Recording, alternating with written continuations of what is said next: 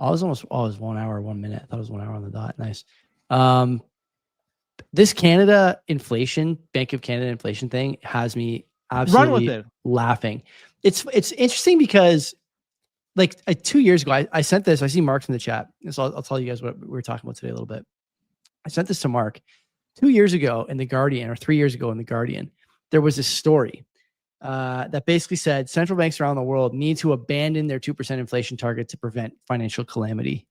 And it seems to me like only Bitcoiners were talking about it at that point, and no one else is really listening. You know, everyone still thinks inflation 2% target is intact. They're gunning for this. They talk about how far away banks are from the inflation target of 2%. Even guys like Jeff Gundlach, who go on, CNBC every time there's a Fed meeting, talk about how far off the inflation target is from the actual inflation. And it's always this 2% anchor. Bitcoiners were so far ahead on this. And now in Canada, a place where inflation is so bad you can't buy a house, they're going to abandon this, or core inflation, I should say, as a metric that they look at to determine whether or not they need to make a move on policy. That to me is absolutely insane. Absolutely insane. It's like Canadian kids are probably in the worst boat of any kid in the world.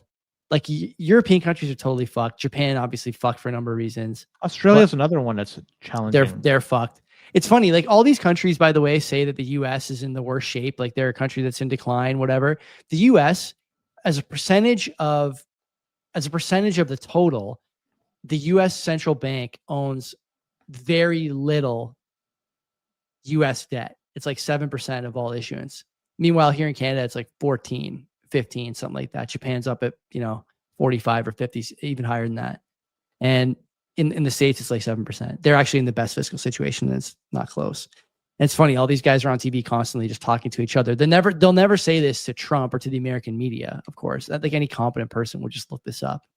But Canada now abandoning inflation as a metric to decide policy at the worst possible time. You say whatever you want. Core.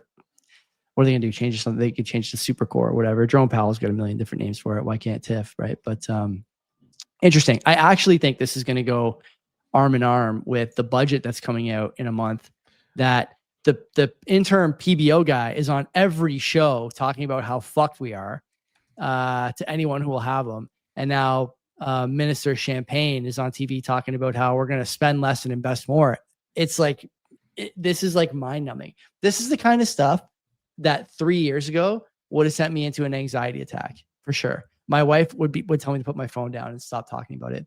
But now, Len, serenity now. I'm zen, baby. Yeah, like I got my pumpkin spice latte here. It's October. We're rolling in all-time highs, and I have a house. My daughter's going to be fine financially. I'm going to be fine financially.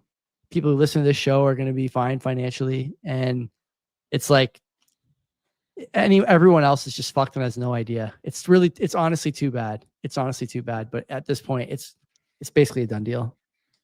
Do you subscribe to that theory that 2% inflation is a target that should be reached?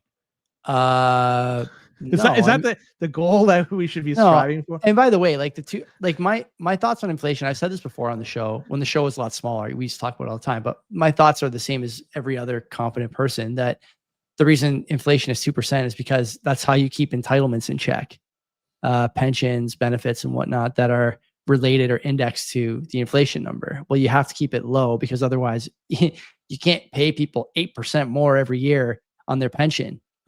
Germany dealing with that now, right? Germany out and out saying that their economy can no longer support the pension payments. So, I mean, everyone is having these problems. And I think the reason you let inflation run hot is because you think you can inflate your way out of a deficit problem and maybe get things back in order. But like Lynn Alden says, man, nothing stops this train. It's over already. And the question is now, what do we get next? Do we get some kind of like techno-fascism? Do we get communism? Do we get, like Hervoye Morich says, the algorithm ghetto? What do we get? Some combination of the three? I don't know. Or do we get the AI revolution? As far as I can tell, we're building nuclear facilities next to data centers so everyone can just produce AI slop. So I don't know. Bitcoin is spoiling the oceans. Yet they're happy to. So the 2% is it's an admission that the money supply is expanding because things wouldn't inflate across the board without new money being injected in the system. So that's a very Keynesian way of doing things, right? It's because you have to borrow. So the 2%, like it's ingrained. Oh, you got to reach it. It's the best. Who the fuck cares? It could be 0%. It could be negative 2%. Let the market decide which way it should be going. Yeah. That's really the best way. If things are desirable, the price of that should go up. Yeah. Not because there's more money in the system. It's just because more people want to get it. Or if they find efficiencies on making something and now they can mass produce it far cheaper and easier, the price of that should go down. And it's not subjected to how much money is being pumped into the system. I like a closed loop. And that way you're 100% right. It should be like that, but it's not, right? Now, Canada, I'm not sure if you heard this, because I heard it today and I was fucking floored. Now, Canada has decided budgets are now going to fall. Never have I seen this before. It's always the springtime, April-ish, give or take a few weeks. Buddy, they're repairing the plane in the air right now, and it's not looking good. For people that are wondering what the fuck I'm saying is, instead of having the federal budget come out every April-ish, they're going to do it now every fall, October, November-ish. I don't know what the fuck. This year it's going to be November, but they're not going to do it. It's every year. It's going to be the fall. What does this mean, man? Like, then everybody's going to have to, that's tied to this, is going to have to adjust their schedule. Whatever is, we have Canada Post on strike still. It's now week and a half into it. It was 2 Fridays ago that they decided to start this thing. In Alberta, even teachers are on strike. Elementary. It just went on. Friend of the show. I won't say his name, but we were talking about it today actually on Twitter. And there's somebody, I think that's the very same person that I just want to thank him for trying very hard to land us a very prominent Albertan to come on the show. But it seems like she is very busy with other things. They got the strike over there, teacher strike. So it's too bad, so sad. It probably won't pan out. It's not. Could also be because we do a Hamilton versus Brampton man segment every week. Hard to say what the cause was. Yeah, we could change it. We could do Calgary man versus Edmonton man. No, but what's like? I'm trying to think. It would have to be like Fort Mac man. Yeah, Fort Mac man versus Calgary man for sure. Yeah. A man was driving a Dodge Challenger at 160 miles an hour. Yeah. Okay. But that's where we're at. Now we have strikes on the educational side, strikes on our Canada Post. Like, it's just nobody can say things are going the way it should be. Yeah. But yet we have a budget that's going to come out in November. Whatever. The reason that it comes out in the spring usually is because the fiscal year for government for everyone ends in March. And so you release the budget after that and you have a sort of clean slate, whatever. And then also land, why else? Because if your budget doesn't land, then you go into an election when? In the summer, when it's warm, or in the early fall when it's warm. Well, this is typically what we see. We don't see winter elections. And now if the budget doesn't land, you have 6 months where you're not going to have an election because no one wants to go to the polls in the winter. And so you have time to eat into some of the negative public opinion that might come your way. And I expect that to happen here. I think everybody does. And they're going to be immune to it because no one's going to the polls. I know you talk about all the time. You can't go to the poll anyway because, the NDP is not going to support it and they don't have any money. I'm with you there. But as a general rule, we don't go to the polls in the winter. And so now they have this buffer between when we would go. It's just all of this is it's all strategic. There's no good reason to do this except because they want to do it. Well, you can't go to the polls because people are watching rugby matches too. They're watching Love is Blind, which just started the other day. Was that like a Netflix show or something? Oh yeah, it's the best. You guys, you should watch it with your wife. You should watch it with your wife. No. Yeah, you should check it out. No. Again, as I get older, I'm become either more stubborn or principled. More principled. And man, Netflix is gonna get nothing. Well, see, I'm holding the Singapore dollar. They're now gonna get one fucking these guys. Fuck them. This is for me to hold on to. Thank you, Dan Wedge. Government shutdown in the States is going on. Love it. We got the nothing has changed. The odds on Polymarket of it going more than 30 days are higher than they've ever been.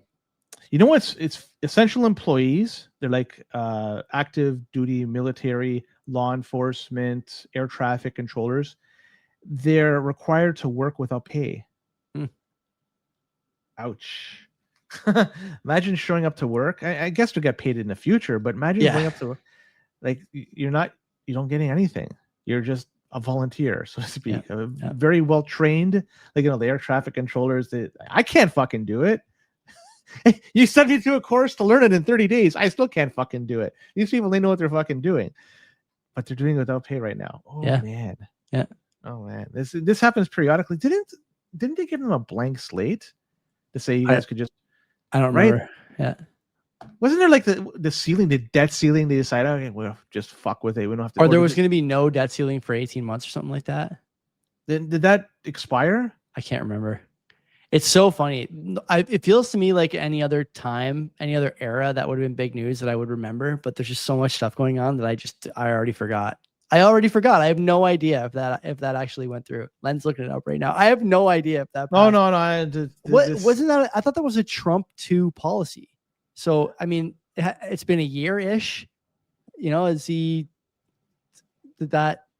What happened? I don't know. I thought they give them carte blanche here to do whatever the fuck they want with this stuff, and so it deals with. So now more strikes. Well, in this case, is people are just being forced to stay home because they run out of cash. Yeah, and they fucking just couldn't make it. Yeah. Really. Okay. Let's talk about making it. This person did. Harvard, they hired this drag queen named Lahore Vajistan, and this person's gonna be joining as a visiting professor. Interesting. And teach a class at Harvard. It's part of a show called RuPaul Drag Race. Yeah, so love it. Harvard looks like they're going to be getting some new influx of colors over there. Colorful wardrobes. Why should anyone pay to go to a public university? This is private, isn't it? Well, it's public. They take public funds. Like all these universities take public funds. That was it's not a state college, right? I know, but the universities and states still take public funds.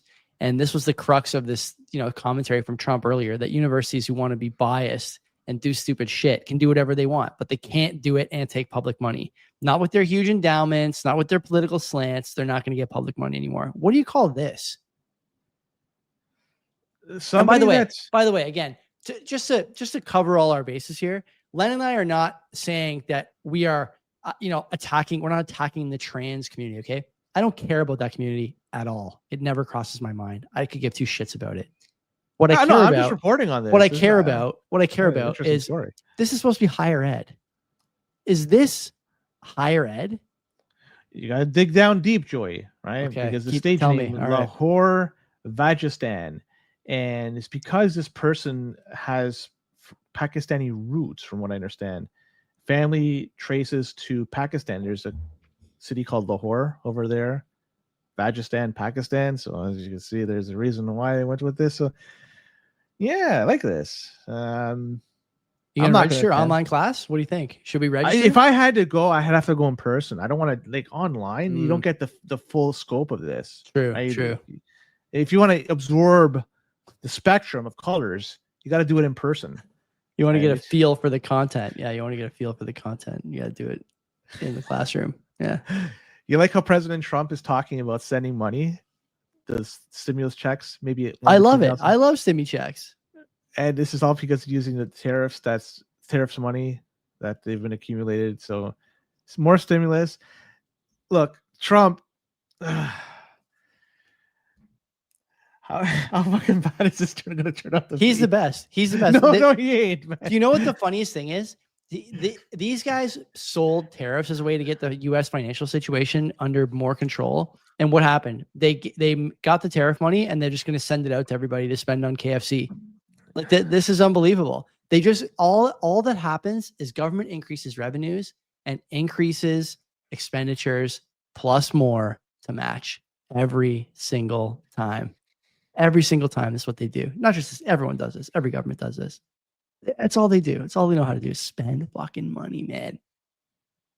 One can make an argument that they could spend it on a program that wouldn't resonate well with the people. I'm trying to give them credit for this one. It's hard for me to do it, but if I'm gonna have to, I'm gonna dig deep here because they could send money to some program in some other country that doesn't affect them directly. Yeah. So rather than doing that, why not give the money directly to the people? I'm not. They should. I'm not saying they shouldn't do it. If they're going to spend the money anyway, then send it to everyone who's, apparently suffering with increased pricing because these tariffs are being passed to consumers. By the way, Federal Reserve in the States says that is not happening. Professional economists, I'm ever wrong again. Even my thinking on this. So knowing that this thing is it's just a runaway mess. Yeah, there's no way to stop this, right? You're talking about the fiscal situation. Yeah, what 37 trillion in debt? What am I off a trillion? Whatever, who gives a fuck? It's going up 10 billion a minute, whatever, 10 billion a second or something. So it's gone. So why not just let people have a little bit of fun? Here's a couple of grand, everyone gets $2,000 and a Darien Lake weekend pass. Have fun.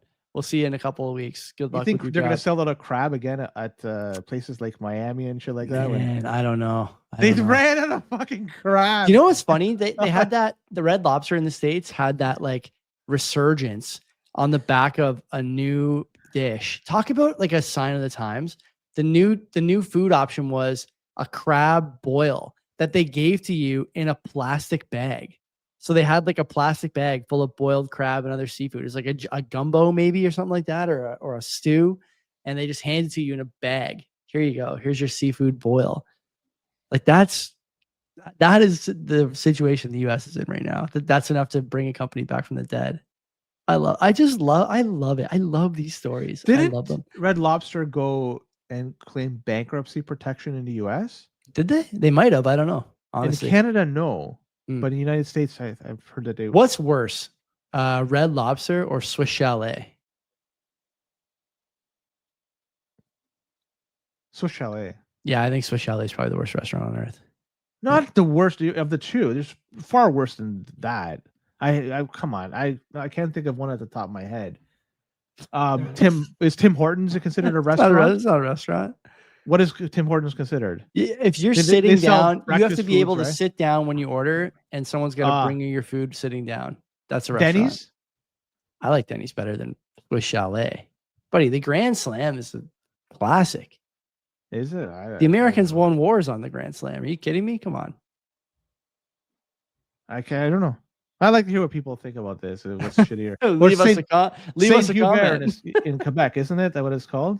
I like Saint Hubert. That's Swiss Chalet. I like it. It's good. How could you like one, but it's one with the clown suit on? You take the clown suit off, they're the same fucking person. Chicken costume, yeah.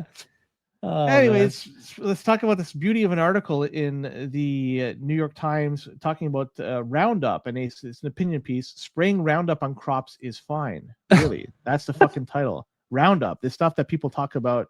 This causes cancer. Roundup causes cancer. Yeah. They say, according to this, there's no significant risk to human health when used properly. And they say the scientific evidence does not support the public's fear. They lost a lawsuit. Monsanto lost a lawsuit on the Roundup question like 20 years ago, 30 years ago. Why are we still talking about this? They're saying that the acute toxicity of the thing is lower than common household substances like caffeine. There's some truth to that, because if you take like a teaspoon of pure caffeine, you're dead. Shortly thereafter. Fine. I don't think if you take a teaspoon or sniff the Roundup, you're you die 20 years. Right. Yeah. Maybe not that long. Maybe it's a 10-minute thing, but but like, let's be honest, scientific evidence, they're talking, they use this when it's needed, and then other times they can muff it up and just, this fucking. I want to know how much Roundup paid to have a lot. New York Times. Yeah, right. Come on. What the fuck? I know that food quality and growing food is a huge thing, but at the expense of giving people or increasing the chance of getting cancer, no. Fuck that. I just want to shout out. We got some Rumble chat here. Crypto Unicorns, Saint Hubert, way better than Swiss Chalet. How is it better? Everyone knows, the same. Man. I want to know. I don't travel a lot. Quebec, hey, I don't know what the fuck Swiss Chalet is gross. I'm with you on. I think Swiss Chalet is terrible. It's absolutely a dog shit. some of the worst food on the planet. I love a good quarter chicken too, by the way. Like I'll eat a quarter chicken at home. My wife actually bought one of those pre-cooked chickens at the grocery store today. We had it for dinner. Costco chickens. Yeah, it was we got it from Metro. We didn't go to Costco, but yeah. Costco chickens, those are fantastic. The Yeah, I price love is done right. UK, we talked about UK before. Let's talk about them again. Sure. They're thinking about guaranteeing work for young people up to 18 months. 18 months is a little young to be working, isn't it? No, not an 18-month-year-old. It's people that have been off work, long-term joblessness. They're going to be trying to provide them mandatory work with benefits. Listen, providing mandatory work. Think about that. You know, like a long time ago. I love people ages. You can go pick up the garbage at a migrant hotel where everyone's living for free. Enjoy your job, your new career. So people between ages 18 and 21 who have been on universal credit for 18 months without earning or learning, they're going to be potentially given one of these guaranteed offers. They're going to get a work placement, or an apprenticeship to help them learn a trade, or a place in college to continue their studies, or some way one-on-one support to find a job. Wonderful stuff. They want to abolish long-term youth employment. Then stop bringing over 100 million people. Try that. Have you tried not bringing over migrants who take those jobs? Have you given that any thought, Kier?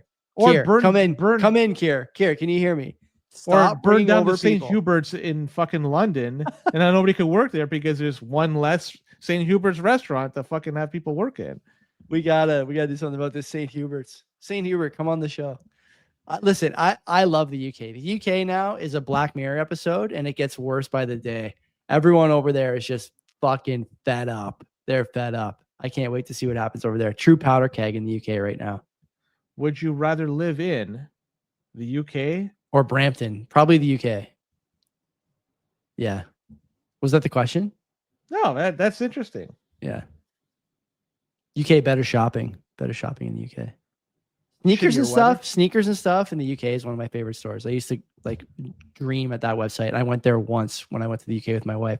They also have a Nike lab in London where I spent a lot of money on shoes when I was there. There was an interesting stat I saw, and I can't rhyme it off entirely, but it was if you strip out the city of London from UK, their GDP per capita is way below every state. I believe it.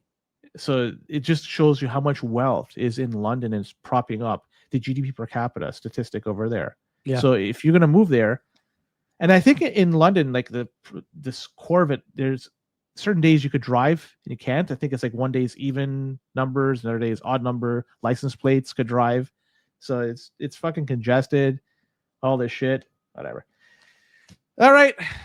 It's time to move to the Hamilton versus Brampton Man segment, brought to you by 256 Heat. Keep talking. I'm going to show you the miner. I replaced my miner with a new one, courtesy of Twan. He wanted a fancy one on camera. This is the new S19 model. You're going to love it. So 256heat.com. You could purchase over there some heating equipment over there. We're heading into the colder months in Canada and some parts of the United States. And what better way to heat up those parts of your home with a Bitcoin miner? So this way you're using your electricity to not just heat your home, but to also mine for electricity. KYC free if you're using certain pools. There's the pool. There's the item. It's magnificent over there. And quiet as fuck. It's not plugged in right now, but if it were, you wouldn't hear it. And there he's going to put it back in the background, and it will be plugged in momentarily. And you know what? You could have this heating your home. You don't even hear it, but your wallet grows because you're mining Bitcoin. 256heat.com. Check them out, and don't forget to tell them that we sent you. How sick is that? Does that not look sick? Is it plugged in right now? It was plugged in the whole show. I just unplugged it to show you guys. And you didn't plug it back in, though? It's plugged in right now. Okay, there you go. See, as I mentioned, you don't even know it's there. So, no. All right, so let's talk about the closing the chat. Okay, here we go. All right, 4-1, 5-1 so far. Number one, we have police arrested a suspect in a robbery of a convenience store where the thief wore a Dolly Parton style wig. A 61-year-old man was charged. It was around 3 a.m. Police responded to a Mac's convenience store, And police were provided information that a male dressed as a female wearing a blonde wig and miniskirt. And according to police, the man used a sharp-edged weapon to threaten a lone employee to steal cigarettes, not cash, cigarettes. Okay. Police say there were no injuries from the incident. The 61-year-old has been charged with robbery and disguise with intent. And according to police, surveillance video provided assisted them with the arrest. So I guess just finding the big 61-year-old dude wearing a fucking miniskirt and a wig, it's easy enough to find out. He's headed to Harvard for class. He got lost on the way. It's number one. Number two, we have charges laid against a man for allegedly assaulting a waitress after attempted dine and dash, according to the OPP. A man in t-shirt, shorts, and flip-flop is seen screaming. Dead giveaway. Okay, maybe not. Yeah, maybe not. See, maybe I throw these in as a way to fucking trick you. Okay, yeah, maybe. Threatened as a staff member as he left the restaurant without paying the bill. The couple who allegedly fled without paying the bill were part of a larger group that had run up the tab. And one of the people there was working felt that they were disrespected. The couple walked away. The owner of the restaurant said he and her colleague who was there, they decided to follow them with hopes of getting the license plate number. The couple disappeared down an alley and they did not follow them further. But they did return back to the restaurant after the authorities were called. They found them and it took a day. He was identified and they came back to the restaurant, settled his bill, and offered an apology to the dude. $371, including tip, was paid in full the day after this happened. And this all came about because this was posted on social media. And a man 38 years old was found facing charges of assault and uttering threats to cause bodily harm. Who paid the bill? The 38-year-old or someone from the party? Now, 38-year-old came in and paid it all in full the day after. This is a tough one. I'll tell you why it's a tough one.